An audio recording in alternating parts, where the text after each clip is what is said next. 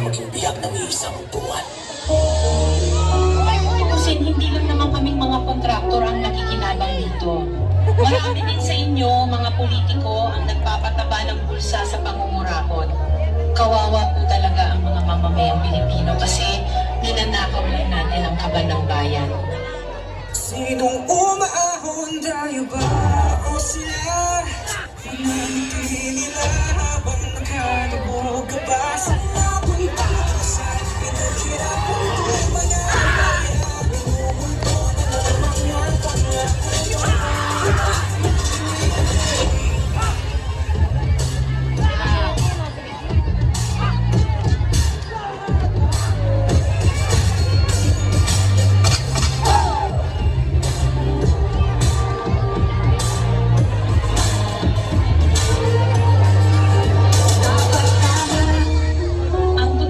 Hati-hati yan mula sa pinakamataas hanggang sa mga nasa gilid lang ng sistema.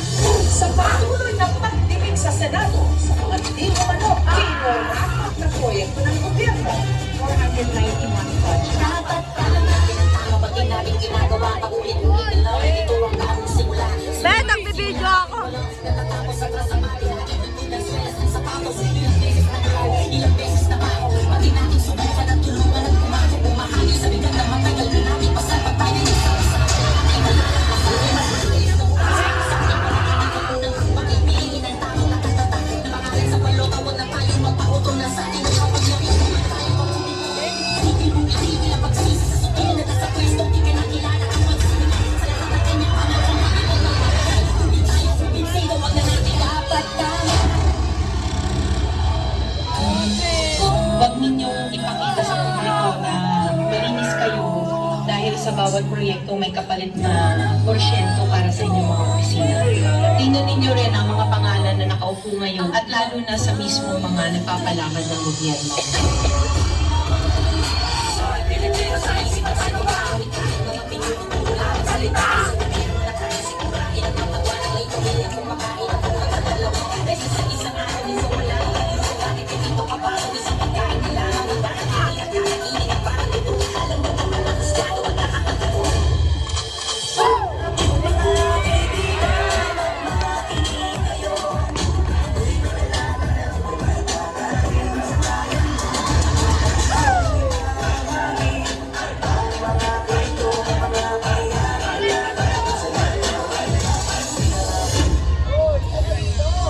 Kailan mo nga ba isa sa puso na inihalal ka ng taong bayan upang magtingkod, hindi para magpayaman, upang magsilbi, hindi para maging gahaman?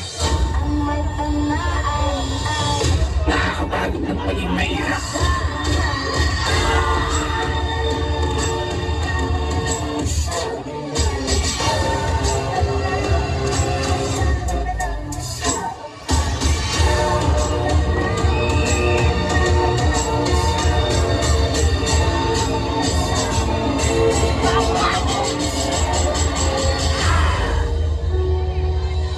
Pera ng taong bayan, pero tayo ang nakikita.